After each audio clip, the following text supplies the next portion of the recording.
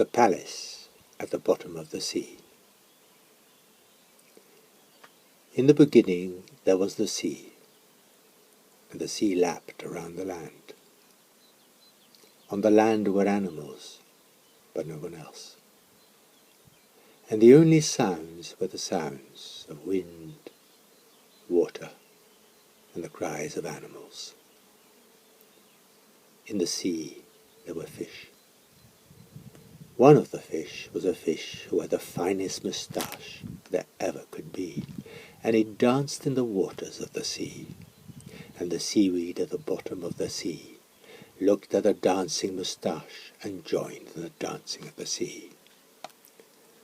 All day long, all night long, the fish with the dancing moustache swam here and swam there and swam everywhere, looking at the mountains and the forests at the bottom of the sea.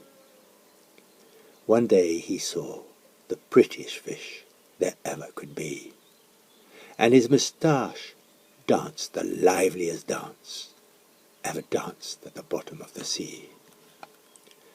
He followed her here, he followed her there, and he followed her everywhere. And then one day he dared to ask her name. The prettiest of bubbles came out of her mouth. "My name," said she, "is Griselda, Griselda the Fair. And what is yours?"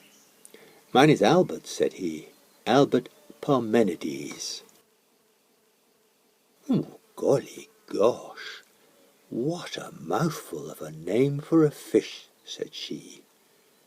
"But my dear Mr. P, I do so love your dancing moustache, so follow me, and you will see." And she swam away, and he followed her here, and he followed her there, and he followed her everywhere, until they reached the golden palace on the golden sand at the bottom of the sea. On this she lay, and then to his dismay, with a pretty flick of her pretty tail, she swam away in a golden cloud of golden sand. On the golden sand where she had been lay the prettiest golden eggs he had ever seen.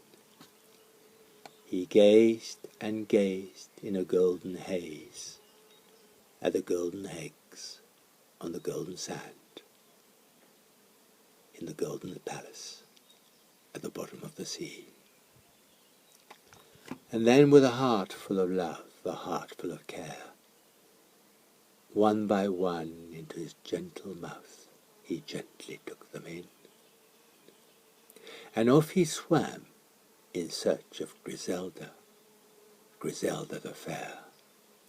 He swam here, he swam there, and he swam everywhere. The days came and the days went. The nights came and the nights went. And still the fish swam, golden eggs in his mouth. But Griselda, Griselda, Griselda the Fair was nowhere. And as the fish swam, there stirred in his mouth itchings and ticklings which grew into whisperings and gigglings. "Dear Mr. P," cried voices from the sea, "take us to the seashore, where we can live, laugh, and run forevermore." What strange little fish these must be, thought he.